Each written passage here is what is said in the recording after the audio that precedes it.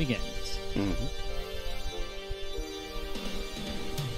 It's Monday, and you know what that means. It's IndyCar night on iRacing. Hello again, everybody. I am Gary Gatso, and welcome back to RACEWEAR's coverage of Round 10 of Season 3 of 22 of the 40 RACEWEAR Monday Night Indy Fix Stop Split, coming to you from one of the crown jewels of IndyCar racing, Pocono Raceway. As always, joining me for expert analysis in the booth from the NHR Esports team and the Lionheart IndyCar Series, coming off a really great finish at Road America, is Stephen Larkamp. Stephen, this is one of your home tracks, man. Tell us all about it. Welcome to not just my home track, but the best oval track in the entire world, and I am totally not biased in that assessment. Yes, Pocono Raceway, the track built in the middle of a spinach field in the beautiful Pocono Mountains of northeastern Pennsylvania. This track, of course, highly unique for one specific reason. It's not really an oval, it's a triangle, of course. All three of them, all three of the corners here at Pocono are vastly different from each other. Turn 1, of course, high banked based off the old, now defunct Trenton Speedway in Trenton, New Jersey. Turn 2 at 9 degrees based off the Indianapolis Motor Speedway. And turn 3 based on the Milwaukee Mile. Only 6 degrees of banking there, but it doesn't drive like the Milwaukee Mile. You don't need to brake for that. You can take this track fast and flat out over 200 miles an hour all day long. And rather unique to Pocono, which is a track, of course, that as the run goes on, you tend to see a bit of a spread out pack run. But tonight, if reports from Dakota DeMade are any indicator, it's possible we can actually get a pack race of our own, like what we saw with the IndyCar Series when they raced here in the mid-2010s. So we could be in for quite a show tonight for 50 laps at the Tricky Triangle. And pack race at the Tricky Triangle, always a lot of enjoyment to be had.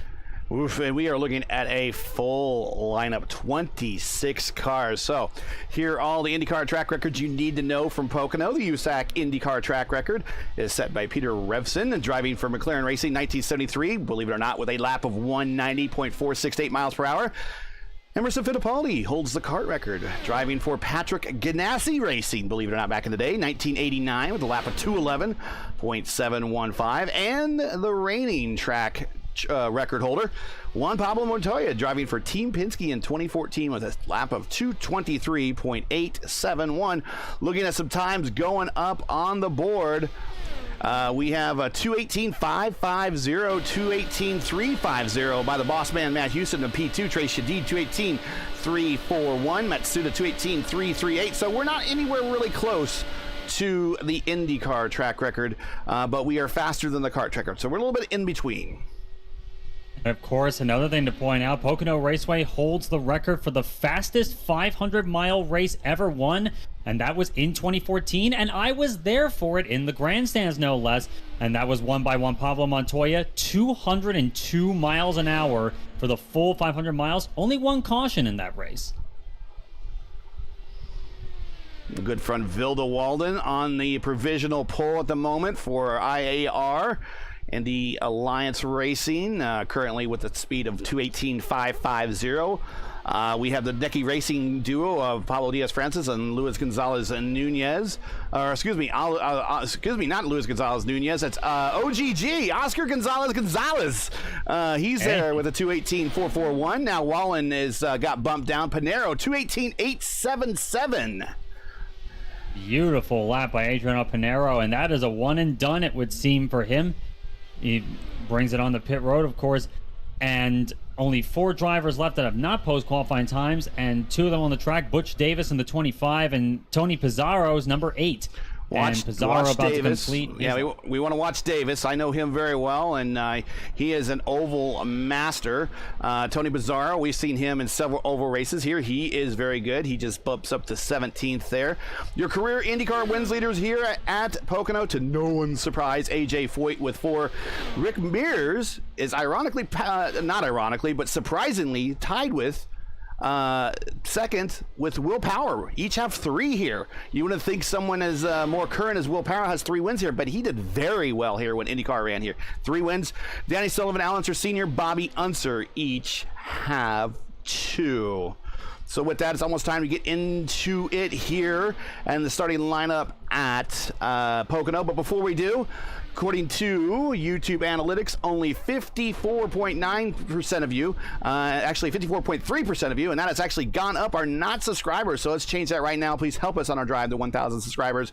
If you enjoy Race First coverage of the 4D RACEWEAR Monday Night Indy Fixed Top Split and you respect the weekly slate, please do us a solid and make sure that you're supporting us by subscribing. We have just about 100 subscribers to go to get to the magical 1,000 mark. So help us by hitting that subscribe button right now. We cannot get there without you. And while you're at it, don't forget to smash the bell, smash the like, click the bell so you don't miss out on future Race First iRacing broadcasts. And we have lots of them now. So now let's get into it at Pocono. And for tonight's starting lineup and opening lap here at Pocono is Stephen Larkamp.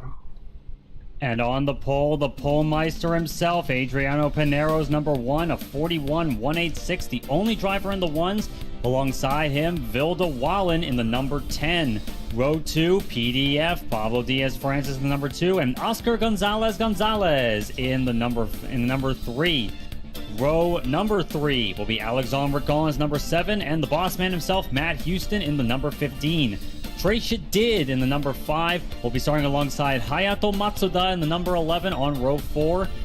And finishing off the top 10, row 5, Jose Solis Jr. in the number 6, and Mark Murphy, the winner last week on the show at Gateway, in the number 4. Row number 6, William K. Price is number 18, and Cesar Cabral in the 16. Brian Spots and Eric Troiano, number 17 and 20, will be starting 13th and 14th. Row 7. Row 8 will be Alan Morea in the number 22, and Edson Jose in the number 26. Tony Pizarro's number 8 will be starting 17th, alongside the 21 of Bruno Romanzini on row 9. Rounding out your top 20 will be DL Lemons, number 24, and Adriano Fraporti in the number 13 and 20th. Thomas Geisler in the number 9 will start 21st. A lot of work for him to do, and he'll be alongside Frank Irwin Jr.'s number 19.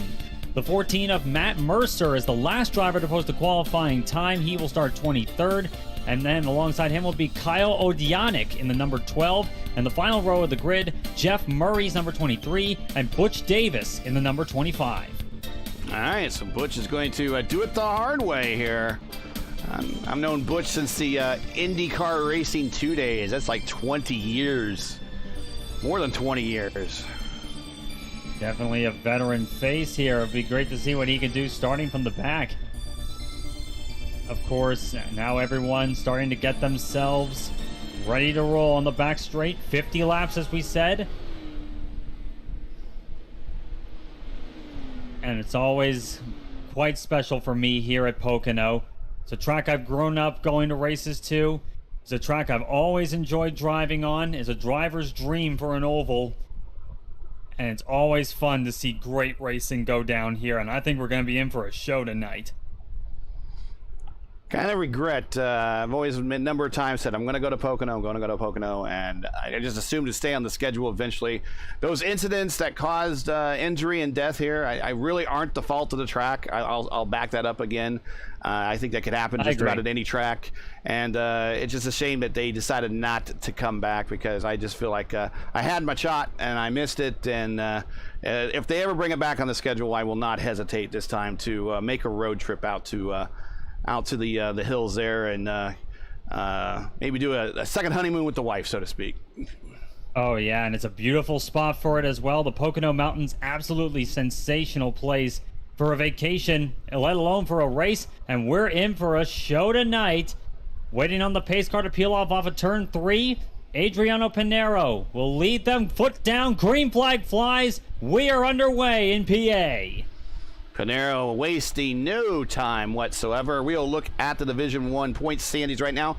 He has a slight lead over Mark Murphy, and here's Mark back in the 9th place. Oh, look at the 4 wide through 1. To the high side, as Vilda Wallen trying to put the pressure on, and now I believe that's Hayato Matsuda up on the high side. Here comes Matt. Matt down low. Oh, gosh. Matt Houston. Oh, big understeer there. A lot of them struggling for grip there in the aero push. I think one of them was Trey Shadid falling back several spots. I'm seeing side-by-side stuff as well with PDF and Adriano Pinero. Pinero did not get away. Into the wall. Everyone makes it through, but we do have damage on one machine trying to limp around there. And now he spins, so we got to get the yellow, I'm sure, here. Let's see if we get the yellow. He's to the inside. And Mercer. Yeah, we're not gone yellow. We stay green, yet. And we are back up front with our leaders, Pinero, Pablo Diaz-Francis, and Vilda Wallen. Pinero down low in turn 3. And turn 3, you can make multiple grooves work. And once again, it's that game of find the clean air that we're seeing as PDF looks to the inside down the front straightaway. Here comes Mark Murphy around Ragon. I think Ragon might have hit the wall on exit of 3 there because he's getting passed by a couple cars there as they go low. Troiano. That's Jose Solis Jr. who squeezes by Alexandre Ragon there. Ragon's not happy about that. He's going to take a look to the inside coming into turn 2, Indianapolis. They're going to side by side. Ragon's got to be damaged. He was super loose there. He is I think playing with house money at the moment right now. Or not house money, his own money right now. House money is guys up front, but he's going to try to stay at it. Ragon caught the apron, it looked like in turn number 2. He saves it. Beautifully done, I must say. And now he's riding in the slipstream of Jose Solis and Eric Troiano. And Alan Morea has also gotten by... no, he hasn't, in fact. Morea now looking to the inside of Ragon down the back straightaway. And Solis doing the same with Eric Troiano. Troiano, getting so close to the wall on exit, but he holds off on that high line. The fast line is the way to defend here. Look at this line through 3. He is a whole lane off the bottom, cutting down, giving him a little arrow wash for his troubles. And he's got a good run down the front straight and a little bit of buffer to boot. That's Eric Troiano. And Solis falls into the clutches of Eric Troiano. Troiano to the inside in turn... no, I should say Alan Morea. Morea gets by him. So that number 22 machine moving up already from 15th to 8th. What a great start by Alan Morea. Yeah, +7 for Troiano and Morea on the grid here. Most everyone up front pretty much where they started. And it's Pinero on the pole. Pablo Diaz-Francis up 1. Vilda Wallen is the one that is the net loser up front. She has lost 1 position, but she is not letting those guys out of her sight going into turn 1. Indeed, with PDF and Pinero going back and forth, they're kind of playing their own little game here. And Vilda trying to stay within the toe of the 2 leaders. Of course, it may be a little bit trickier as the tires wear in with the amount of aero push Pocono can generate for the cars behind. It's going to be a challenge for anybody in that situation. And look at PDF working that high line, sending it on high. Again, trying to find the clean air. A lot of people wouldn't think that finding that line on a corner as wide as turn 3 of Pocono would be worth PDF it. for the lead in 1. Uh-oh. PDF does indeed make the pass stick. Pinero trying to have a look. Yes, he does dive down to the inside into turn 2 and once again reclaims that top spot. Maybe that's what they are talking about. Sorry, I'm cracking open a drink here. No alcohol, just a Coke. But we're seeing a little bit of the back and forth that we were talking about. I don't see any pack racing, but I do see the typical 2-car breakaway here that we see on here in Indianapolis. Yeah, the front pack still still staying in lockstep with each other. That may well be what Dakota DeMay was alluding to. That when you have 2 people around you, you can stick with each other fairly well. It's the guys behind, and if they have the aerodynamic grip to make their own little battle work, that's where you see the little 2-car packs happen. And that's what I see Matt Houston trying to do with Oscar Gonzalez now for P4. Yeah, I was talking to Matt before the race here, and he says he's going to show up tonight.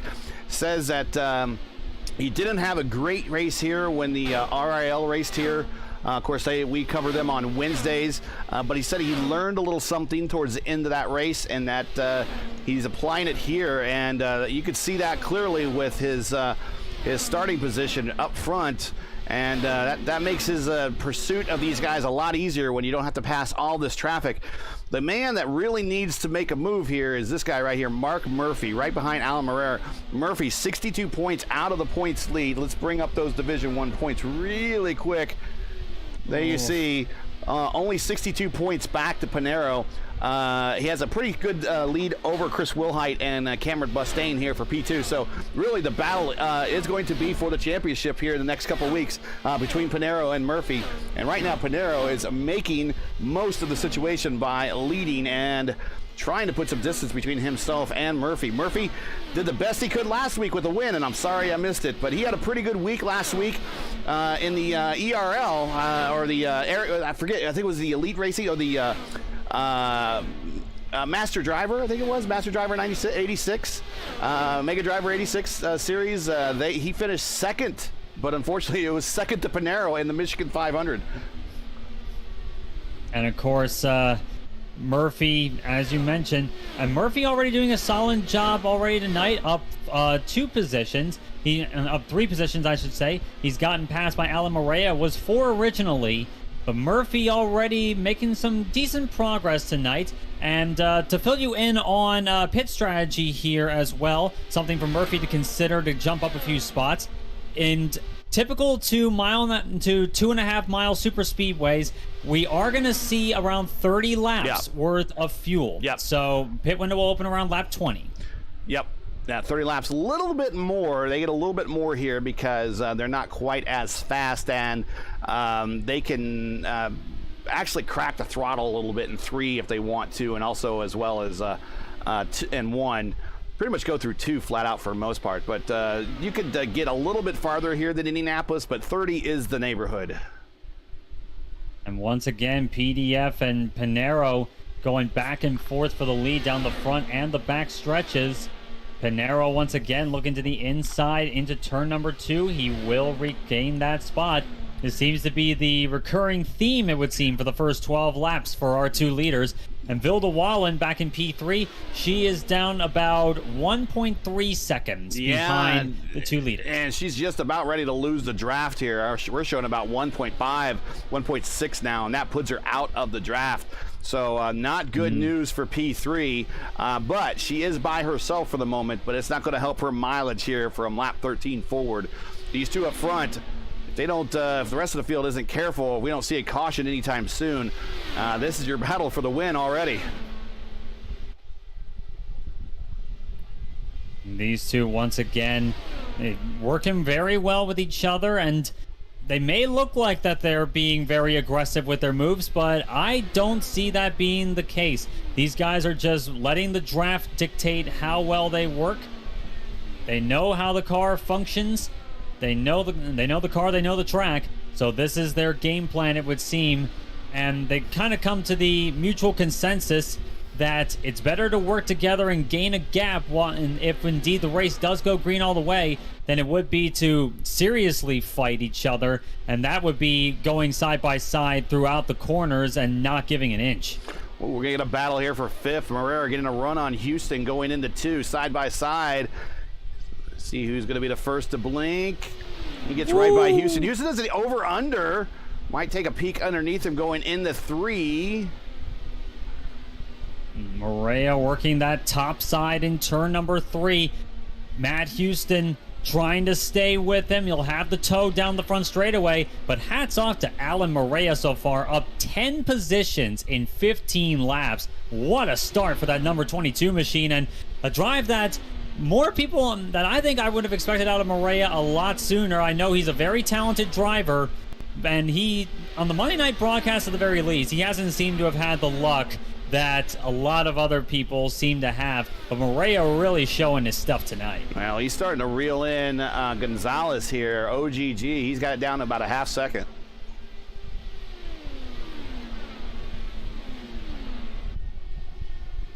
And Oscar trying to hang on to that spot there, and as we mentioned before with Vilda Wallen, as Vilda is now 2.6 seconds in arrears of the race lead. The gap is about the same between her and OGG. Yep. So kind of the same situation that Vilda is in is Oscar Gonzalez, but now, unlike Vilda, he actually has another car breathing down his neck, and that's the number 22 of Alan Morea, who is on a charge. Yeah, he's got it down to 3/10 now, shaved off 2/10. That time by last lap, a 41.6 for Morea. For OGG, a 41.8. And you can see he is right there. Oh, yeah. Morea really working it hard. Last lap was a 41.9 for Gonzalez. A 41.5 for Morea as Morea looks to the outside into turn 1. Can he get the launch on exit? They're still side by side. It looks like he will be able to get it. He's got that launch off the high side of the track. Down the backstretch we go, and he will clear him. Move Morea up to P4. What a drive for the number 22 tonight. Yeah, this is the only guy that's really been able to make passes since really the newness of these tires have worn off, and the window is getting ready to open for pit road here in about roughly 3 laps, give or take. Remember, tire limits here at Indy fixed. 3 sets of tires. The set they start on plus 2 more in the pits. But really, tires aren't going to be much of an issue if we don't see a caution that keeps this field together. Indeed, and the same can be said for fuel mileage as well, with only 1 stop that they really need to given the situation that we have with a 50-lap race and 30 laps in the tank. That's not really going to be much of a consideration, again, unless they get a caution at the wrong time. But we are well past the point of that now, working lap 18. The fuel window is well and truly about to open in earnest. Showing Matsuda and Ragon as out at the moment due to both have contact with the turn 3 wall. Every other car are still running, 23 of them on the lead lap. Let's go back and take a look at the battle for 10th here. And there's a Troiano and Pizarro and Shadid. Yeah. P9 down the back stretch. Shadid to the inside. And will he be able to hold it there side by side through turn 2? Nope. And Pizarro does make the pass stick. That's the position, yep. And once again, kind of chopping the nose there off of Trey Shadid, forcing him to back out and killing his momentum down the stretch there. That's actually a common tactic that you'll see a lot of drivers do.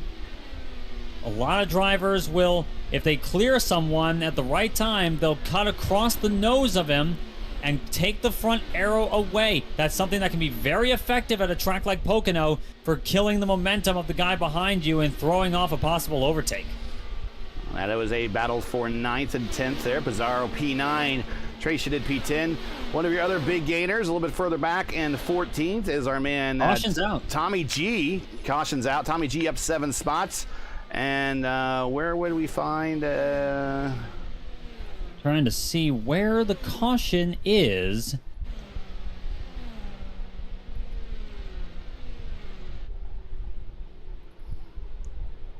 I believe it is. Is it Cesar Cabral? I wonder. No, it's not. It's Bruno Romanzini. Bruno Romanzini in trouble on the backstretch. Just pulls it off, coming off of turn 1.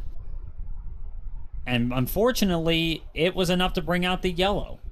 Yeah, we're going to see, wow, the window is just cracked here. And then we'll check out what happened with Romanzini. But we'll see. Yeah, he comes to a complete stop to the inside of the... Let's see what happens. Maybe we got a wheel failure, maybe?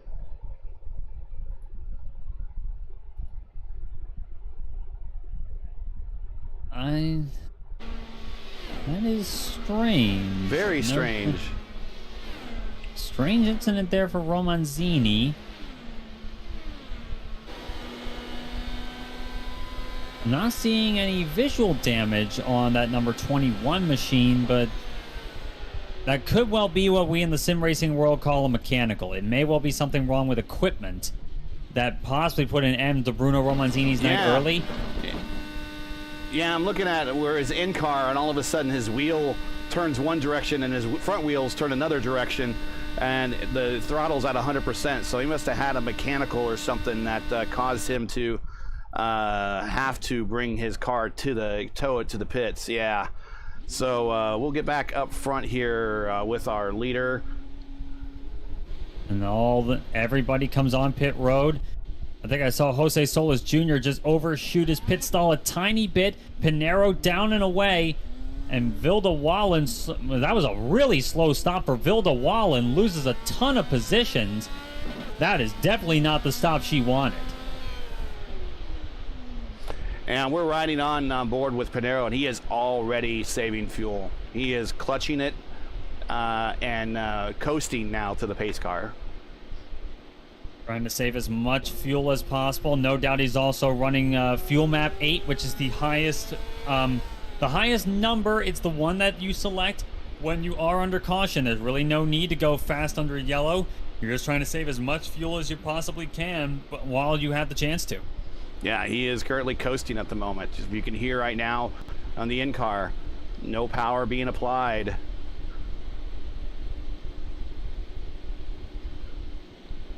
Just keeping it cool as PDF arrives right behind, and OGG jumps both Alan Morea and Vilda Wallen, of course. Morea now behind OGG, and Matt Houston holding on to P5. Vilda Wallen sadly down to P7 after starting second. Yeah, actually everybody managed a mid-pack, mid-top 5 there to move up one spot because of Vilda, falling back a number of positions. So Matt Houston was in the top 5 most of that first stint, back in the top 5. Now you see, here's another trick that you don't see very often. This is Pinero going to the absolute bottom of the racetrack here, trying to take the shortest line possible around this racetrack to save maximum fuel. This is learning all the tricks of the trade right here. Indeed it is, and one of the most extreme examples of this, no doubt, is at Indianapolis, where a lot of drivers will use the access roads, especially the ones in 3 and 4, to save fuel. A lot of drivers will do that. It is a physically shorter distance, and naturally, if you're going the same speed anyway, you're using less fuel to cover a shorter distance. Yeah.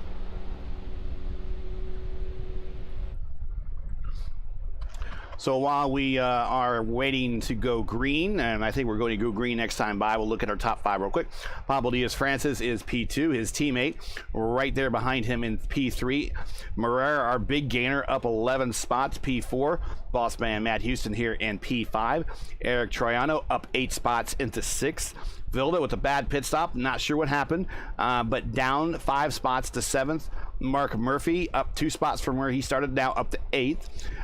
Tony Pizarro also up 8 spots. He is up to 9th. Trace Shadid 10th. And Thomas Geisler also did very well on that pit stop, up 10 spots. He is now 11th. Very well done for Geisler. No, I was never going to count someone like him out of the picture on a track like this. Let's see what else he can do, as once again about to work lap 24. When we're coming back to green, we're nearing the halfway mark of this race. Pinero once again leading the way, about to come back to green. Pace car peeling off, Pinero holding, and now he's jumping on the throttle. Green flag flies, and Pinero already playing the snake. He's going to be going down low to try and cover PDF going to turn 1, and now just snaking a little bit, trying to throw him out of the draft. Now I wonder how much PDF will also try to work with his teammate OGG right behind him. Already they kind of built up a half-second margin. Problems right behind him. I see Jose Solis Jr. in the wall. And I believe that's Matt Mercer is the other driver involved in that. No, it's not. Cesar Cabral. We have Solis Jr. and that is just 2 cars. Solis Amazingly, no caution. And Cabral, but no caution.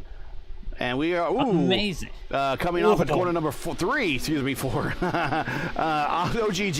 got really close to the wall. It's going to allow Moreira to take a look to the inside, going into 1. And this is where new tires are going to pay off the most, because later in the run, Oh! Maria drifted way up high. Later in the run, those tires down low. All right, we're going to go 3 wide into 2. Matt Houston playing it brave into turn number 2. 3 wide now. OGG in the middle. Houston down low. Maria up high. Maria clears them all. Houston does get around Gonzalez. And here comes Troiano and Vilda Wallen looking to join in on this fun. And looking behind as well, Mark Murphy and Tony Pizarro also looking to join in as well. This pack looking to be very, very exciting as OGG looks to the inside now into turn 1. Maria trying to work that topside momentum now. I think he will clear him here. Yes, he will. Gonzalez now gets back into the slipstream. Doesn't want to be in it in the middle of the corner, no doubt about that. He has a bit of a gap on the low side to work with.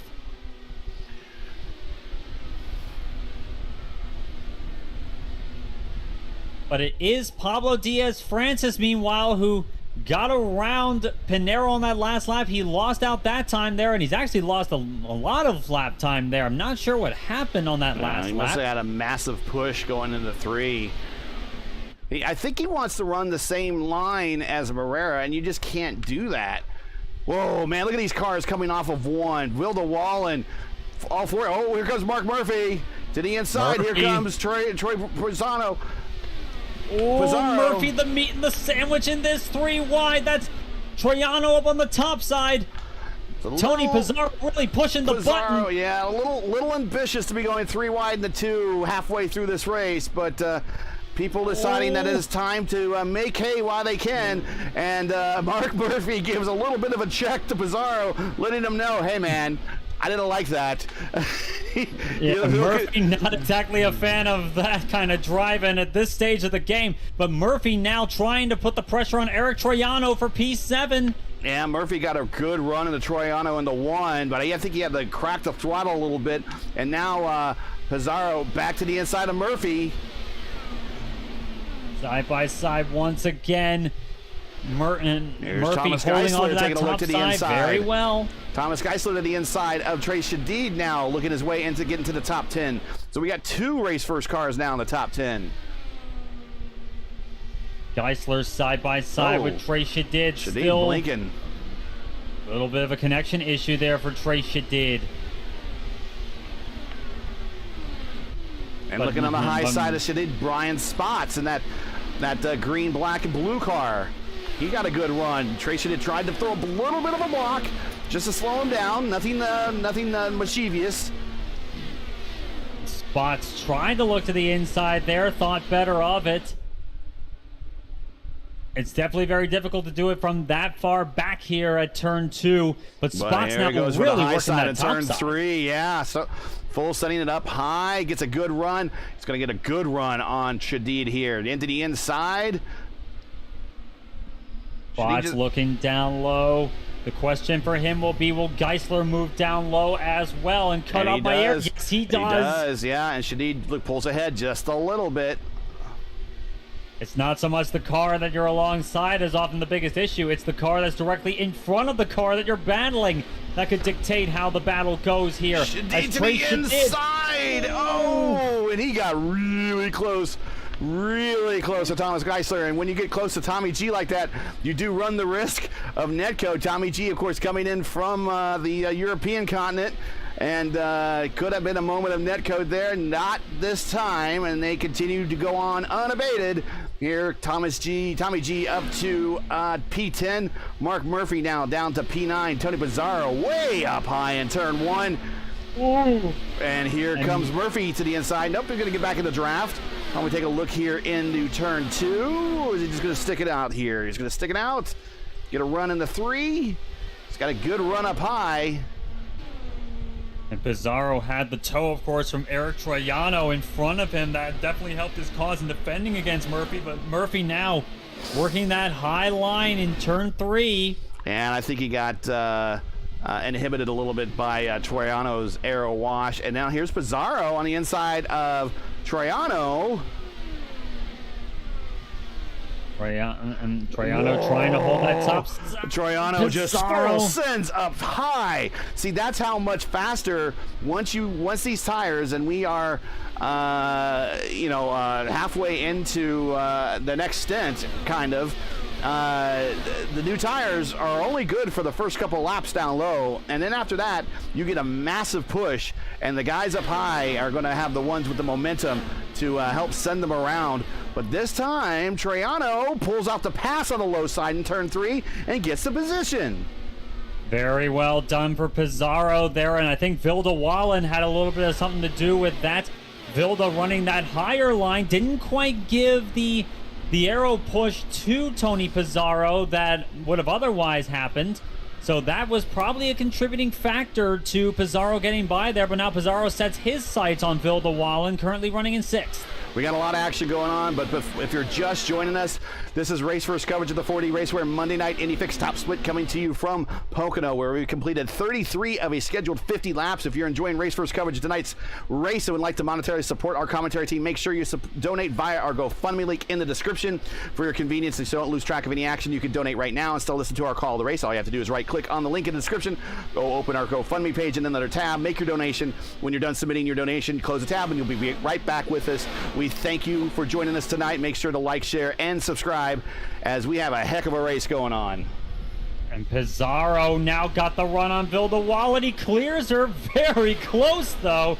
Almost chops her front wing off, quite literally and not just figuratively. Pizarro now looking to get by OGG, Oscar Gonzalez. Holding that low line there, but Wallen once again in the draft of the cars in front, not exactly working to her benefit there. Pizarro's on a bit of a roll. Pizarro's on a bit of a roll. He is getting runs on people. He just can't get that pass down low in the 1. But he is down. He is a down low master in turn 3 right now, and looks like Mark Murphy doing a little protection to the inside. Oh, he's helping Trace. Okay, so he's helping his teammate Trace. Yeah. Geisler. So Geisler is a meat and a teammate sandwich at the moment, and he was helping Trace. Team tactics, it would seem, with Murphy and Shadid. Pizarro again down low, making it work off of 3, getting a run down the front straight, still maintaining the position on OGG. They're going to be side by side going into 1. Who is going to come out the leader this way? Let's see this. Murphy holding that low line. The same with Geisler. Geisler will probably have to back off the throttle a wee bit. And now Shadid is going to get the run, but I'm not sure how much it's going to be. He is going to have to think better of it this time by. But this is the sort of stuff we're talking about here. If you got a teammate in front and a teammate behind, and you're the meat in the middle and you're not the teammate in front is going to have a lot of fun trying to mirror drive, basically, and making sure that the car behind that's not your teammate, that they eat all of the arrow push they can, and that the other teammate doesn't eat all the arrow push, and that's what Shadid's looking for on the low side in 1. And then when you're Murphy. And then when you're on the straights, you want your teammate to pop out and help you with the draft. Indeed, and the thing with that, I'm sorry not to cut you off. This battle for P5 between Pizarro and Gonzalez has been really exciting. Pizarro gets by OGG this time by, and Vilda Wallen now looking to take advantage of any lost momentum. She's trying to work that high side there, and same with Troiano. Look at the run Troiano's getting. Troiano might have given the turn 3 wall a bit of a kiss, but he got a heck of a run, and he is on the attenuator of Vilda Wallen at the moment. He is up high in turn 1, bringing it down low, getting a run on Vilda. We'll check. He's going to the inside here, going to the 2. Who will be the first to flinch? Vilda had a lot of push there in the middle of 1 from OGG, and now she's going to have to work that high side there with Troiano. That was very close stuff there. Oh, and you got to be concerned with netcode with Vilda too. They're coming in from Europe as well. Indeed, a couple of European drivers with mostly drivers from the Americas. There's going to be a lot of ping differences, and that could possibly lead to the silent killer of iRacing striking, the infamous netcode. Well, we're coming quickly to 10 to go. We have Pinero and Pablo Diaz-Francis, your leader, by 6 seconds over Alan Morera. Morera kind of is in a little bubble by himself. He has a 0.4 of a second lead over Matt Houston, but Matt Houston is now come under attack by the tide ride of Tony Pizarro. Pizarro working way up high there in turn number 3, trying to avoid pretty much any hero push he could possibly get, and trying to get the run down the front stretch on Matt Houston. But as you said earlier, we're kind of missing out on the leaders right now. They've been going back and forth. The margin last time by, PDF actually led that lap 1/1000th of a second. These two are stuck together this whole race. And with 10 to go, I think some of them are going to be playing a little bit more defensive, especially on the very last lap. Yeah, we'll check them out. Right now, they're just kind of trading off the lead back and forth to kind of pull away from this group right here, and that's exactly what they accomplished. But the exciting, the mid-pack has been really, really great racing. Pizarro and Houston side by side for P4. Houston gets the run on the high line and clears the tide ride. But Pizarro did have the edge there. Pizarro's going to be looking to the inside in turn 1. See if he makes it work. Again, this late in the run, down low is not going to work. And he gets a little loose. And he had to check up, and it's going to allow Matt a run to the inside coming into 2. At the position off the corner, but couldn't hold it, and now side by side in turn 2. Can Pizarro hold on to it through the top side? Yes, he can.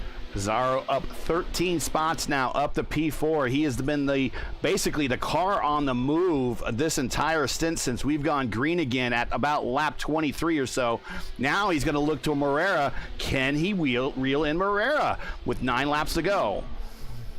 Sorry, Morera was the car on the move in the first stint, so maybe shoes on the other foot. We'll see. Maybe so, with Pizarro now running in the slipstream there. Ooh, as I think I saw Mark Murphy get dangerously close to the wall off of turn 1. But getting back to your point, Pizarro now working that high line there, and he's going to want to stay out of any sort of draft that Morera can throw at him.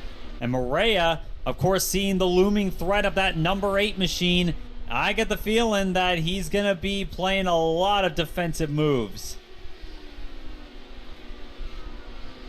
About 0.5 is the gap now between Pizarro and Morera. Can Pizarro close in? He was 1/10 of a second faster that last time by. I think it's definitely possible we're going to see not just 1, but 2 photo finishes coming to the checkers. Real quick, your top 10, Pinero, Pablo Diaz-Francis, Morera. Here is the battle for P3 at the moment. Pizarro looking to the inside, going to stick his nose into 3. Yeah, Morera was having nothing of that, but Morera getting really high off of 3. Now the snake to the inside happening as we are getting down to crunch time, and these guys are trying to protect these positions. But Morera P2, Pizarro P4, Matt Houston back in P5, Oscar Gonzalez now in P6.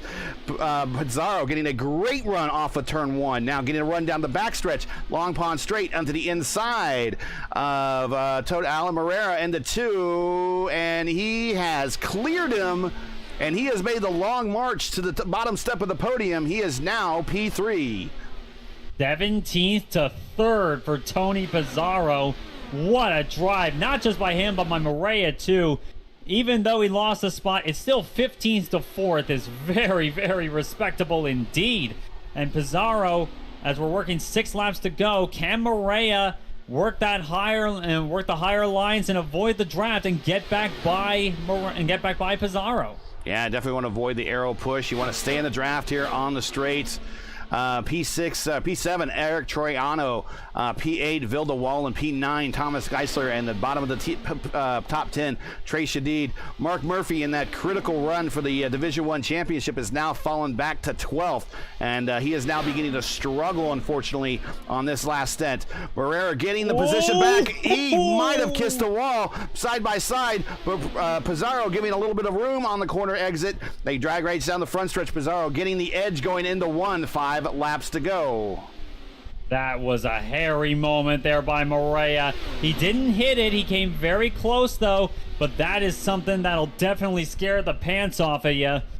Morea now back in the position Pizarro was in a minute ago. Can Morea get back by? We got a battle here for 6 between Troiano and Oscar Gonzalez. OGG under attack. Troiano looking to find whatever line he can. Gonzalez down to the low side there. Troiano also working down low. He's going to have to rely on the draft on the front stretch to make something happen there. Trey Shadid attacking Thomas Geisler to the inside, along with Vilda Wallen involved in this. There's a battle for position, and this is the bottom of the top 10, so there's fighting all over the top 10 at the moment. Fantastic stuff here tonight as Vilda Wallen way up on the high line off of turn number 1. Down the backstretch they go, and look at the defense there by OGG, trying to hold off Troiano for 6th. Thomas Geisler inside, tried to send it on Vilda, not going to be able to pull that off. Has to get back behind Vilda. Vilda behind right now. Trey Shadid. Shadid's worked his way up to P8. Still this battle between Troiano and OGD, and now they begin the weave. Once again, trying to throw someone out of the draft. We got contact to the one! OGG into the wall! Troiano slowing down! That opens the position! Oh. Caution is out. And I lost my voice. Oh. And I think that decides the race. If the caution's out, that decides this race is done. Your winner. It is, and that's going to be a win for Pinero. And OGG trying to limp it around. Well, he's in that window that even if he gets the meatball and says he needs a pit, there's this just weird thing with iRacing that you don't have to pit in that final 5 laps, and you don't get a penalty if you manage to bring it home. That maybe they've changed that rule recently. I don't think they have, but yeah, he's going to do everything under his power to bring that car home, and he's going to hold up everybody behind him right now. There he is, and everyone is kind of rolling slow behind OGG. Thomas Geisler, unfortunately, is in that position where he gets to watch this unfold in front of him. Yeah, it's got to be unsettling if you're the car behind all this. I mean, if you can't maintain pace, you can make a pass, but right now he is maintaining pace somehow. Yeah, even with a wobbling right front suspension, he's still able to wheel that number 3 machine around. Definitely not comfortably, speaking from personal experience. But OGG slowly catching up to these guys. They've just gotten off of turn 2 into the chute, and now they're entering turn 3. And OGG will see if he can regain some spots. Well, once again, if you're just joining us, this is it. We are under caution, 2 to go. You're watching Race First coverage of round 10 of the 4D RACEWEAR Monday Night Indy Fixed Top Split, coming to you from Pocono, where Adriano Pinero currently is leading, and he is going to lead under caution coming to the white flag lap. He has pretty much swapped the lead all day long with any one of those necky purple, pink cars from the start. But thanks for joining us. Make sure to smash the like button, subscribe to the channel so don't miss out on the next race. Hey, tonight's race coverage has been brought to you by 4D RACEWEAR. 4Ds are the makers of ultimate gear and apparel designed specifically for sim racing. Check them out at 4DRacewear.com or click on the link in today's stream description. If you use this coupon code, and we'll put it up on the screen. There it is, MNF10POCO. MNF10POCO. That's 10% off for the next week. Use that code, and that's 10% off for the next week for the next purchase at 4D RACEWEAR. White flag lap just coasting now behind the pace car, and OGG is still hanging on to it. Very far behind the rest of the pack here, but it doesn't seem like there's any positions left for him to gain. It seems like iRacing is saying, hey, hold on to P9. And it was contact between him and Eric Troiano that caused this final caution, and OGG definitely not happy with Troiano for that one. It looked like just straight up contact. Yeah, I know some other drivers will find the irony of the Brazilians and the Iberians fighting it out over contact. But it happens from time to time here in iRacing, and we are getting ready to crown here yet another win for Adriano Pinheiro as he is rounding turn 3 here, coming to the checkered flag. And this is a key victory and points earning day for him in this Division 1 championship. It's going to give him a little bit more breathing room over Mark Murphy, who gains major points last week with his victory at Gateway.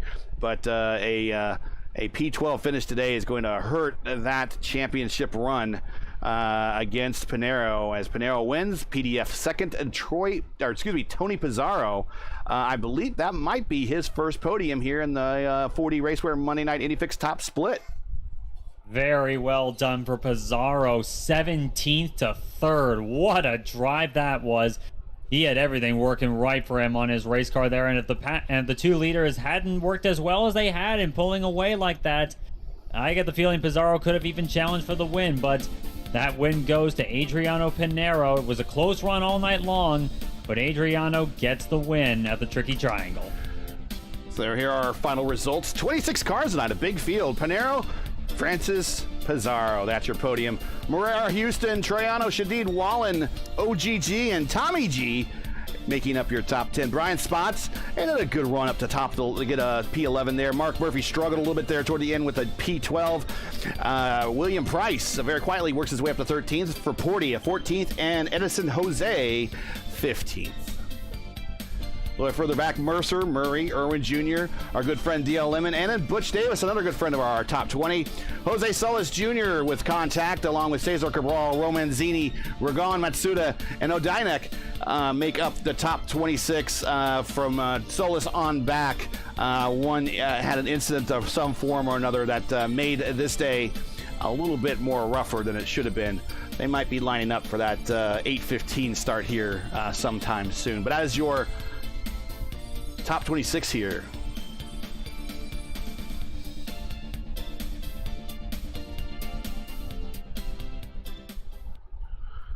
All right, well, let's take a look in the interview room, see if anyone's there.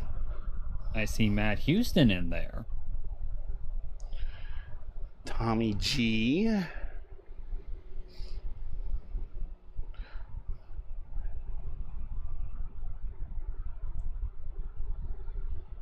I see Tommy G in another channel. That means okay. So we will go ahead and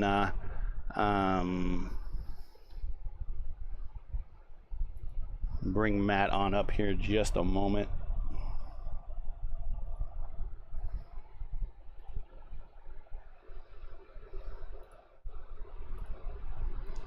And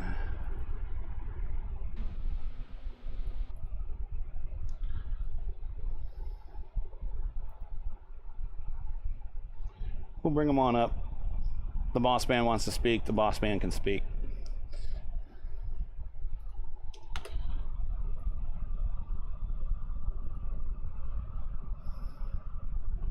Make sure to subscribe and notify there. Bring that graphic up one more time. All right, let's bring him on, Matt, on up. All right, boss man, we're bringing you on up. No one else wants to talk, but you had yourself a very solid, consistent finish. You said you found something from the RAL race. You definitely did. Great start, and just kind of hung out in the top 5, middle part of the top 10 all day. Yeah, that was the plan. Thanks, Gary. Thanks for bringing me up. I wasn't sure if a 5th place was quite no one else is here. worthy of an interview. No, I really want to talk with Tony Pizarro. I mean, that man, he came from 14 spots. Yeah, he came from 14 spots up. He was the only one that was making passes in that second stint. The only one that was making passes in the first stint was Moreira, and unfortunately he didn't make the top 3. But I definitely would like to talk to him if he was here, just to talk to him about how he was able to make those passes while everyone else kind of was following in the single file. But hey, go ahead and tell us about your race. I mean, still, you finished 5th, started 6th, so you made up 1 spot. You were there in the picture all day. Yeah, at one point, I was up to 4th. But going back to the RIL race, I kind of learned a little bit about my tools in that race, on what I should use here. I actually used the same exact settings I used in qualifying there. But I did a little bit better here with qualifying spot. But in the race, I was a little bit more aggressive on my bars and everything.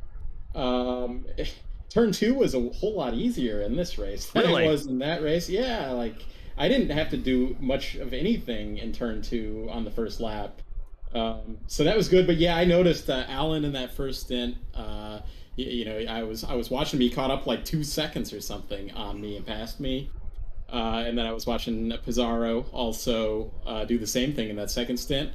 And I was kind of like in that first stint, I saw Oscar Gonzalez. He was ahead of me, but I felt like I could probably pass him, but I was gonna have to pick my spot, and good on him. We raced cleanly when I got past him, and I do think he was caught up in that last incident that brought out the caution. But honestly, I was happy when that came out. So, okay, I don't need to worry about anything now.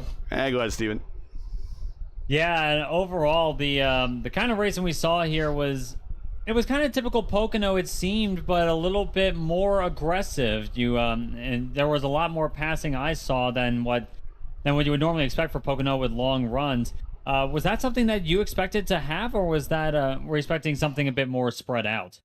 Well, I can tell you from my back in the RAL, I qualified like 13th or something like that. The dirty air was horrible. But in this race, was starting 6th. Like the dirty air was nowhere near as bad. So I felt like way more racy. Whether that was the dirty air, I think that was part of it. But then I also think the bars that I was using that I kind of learned from that race to use. Tires are everything on this particular track. So you kind of want to get new tires. We didn't have any real strategy in this one because the caution came out right at 20, but like if you had the opportunity to change tires at some point in this race, you might have been able to pass some cars, at some point in there. Maybe not get up to the lead, because they're going to check out on their own. But yeah, I'm pretty happy with this one. So I'd say you have every right to be. This one was a great performance tonight. Yeah, thanks guys for broadcasting. Dakota did join us up in the voice chat. He wasn't a big fan of this. He kind of thinks it needs to go back in new tire model, or before new tire model.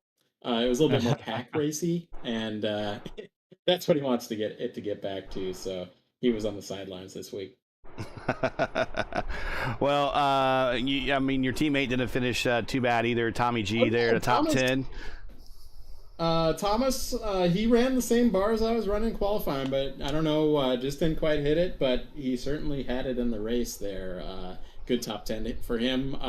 Logan up there is in another split, and I hear he's doing well, so hopefully he finishes his race. So, all right. Of course, also shout out to my wife for thanks to her letting me doing all this stuff with Race First and let me race multiple times a week and that whole thing. There you go. You know the drill. Shout outs, all that stuff. Okay, yeah. We got you. Yep. All right. Well, thanks for sticking around and coming on up to the booth. We'll talk later, I'm sure. But hey, P5, congratulations. Is this your best finish of the fix this season? I think I had a podium someplace. I think you had a podium someplace too. I can't remember exactly where, but top 5 is great points day. Not necessarily points day, but IR rating day too. So congrats on that. That's what I'm looking for. And we'll see you at the not yet reconfigured Texas Motor Speedway next week. Is that where we're going next week? Yes.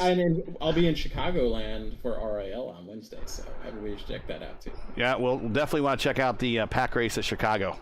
Yep. All right. All right, thanks guys for broadcasting. Right. No problem. We'll see you.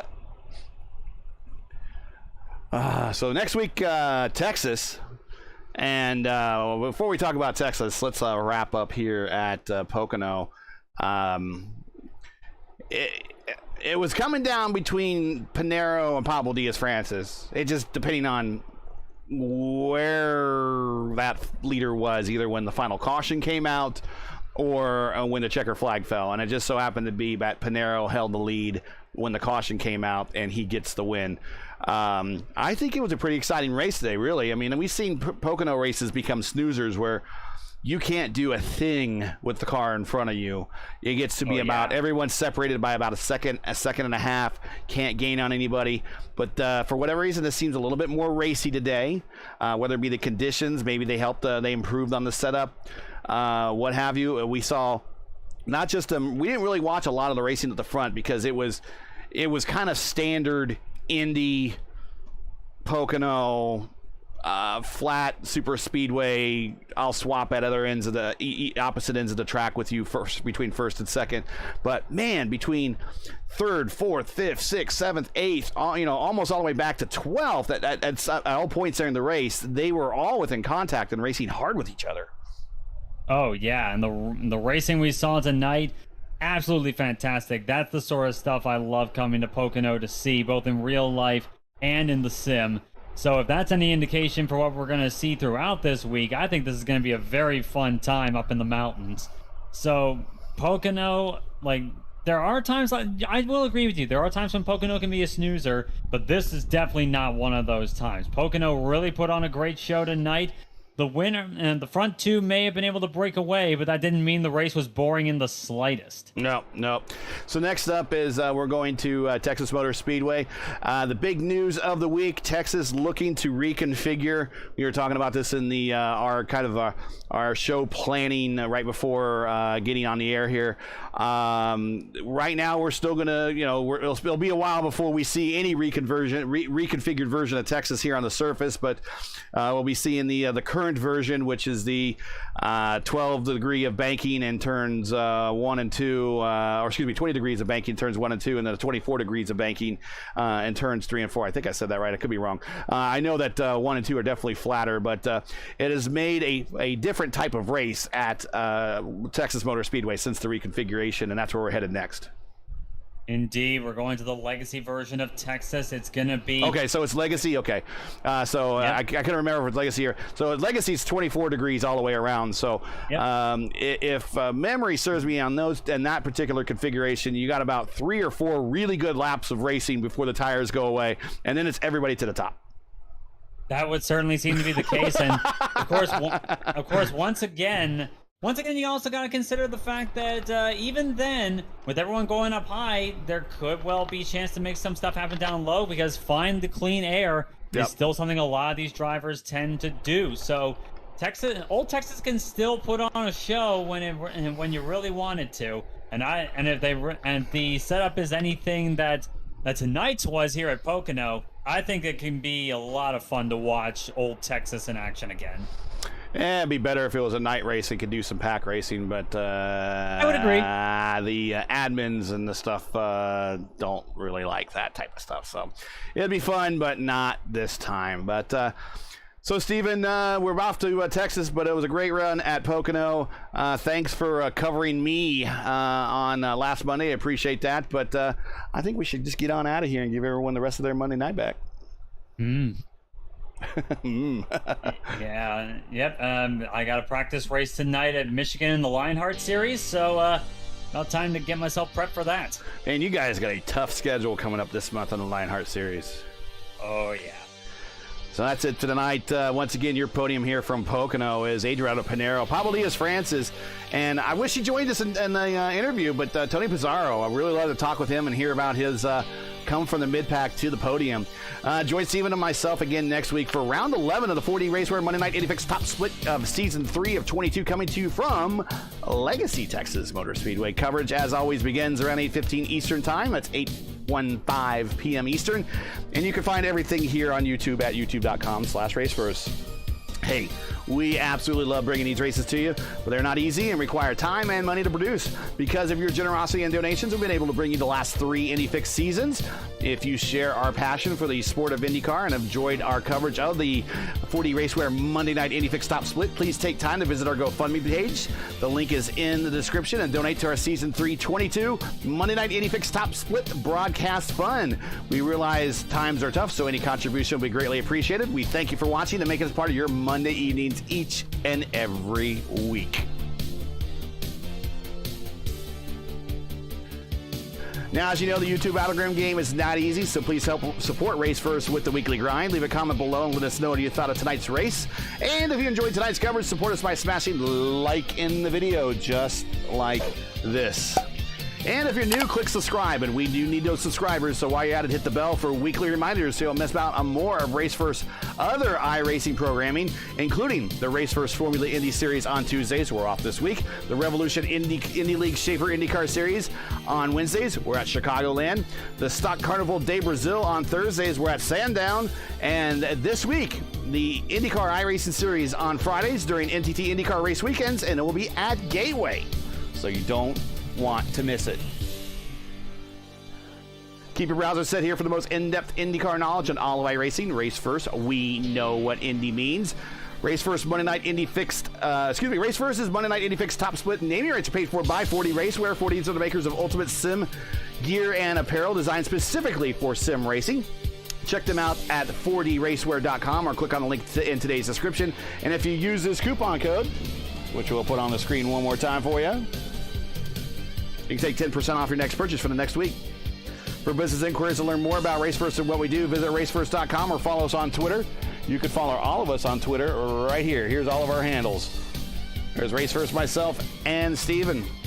So for Steven Larkamp, everyone at Race First, I'm Gary Gonson saying all good night, and thanks for watching. And to all the men and women serving in the military and as first responders, Godspeed, God bless, and come home safe. Catch us again next week at Legacy, Texas for the next race of the 4D RACEWEAR Monday Night Indy Fix Top Split. Good night.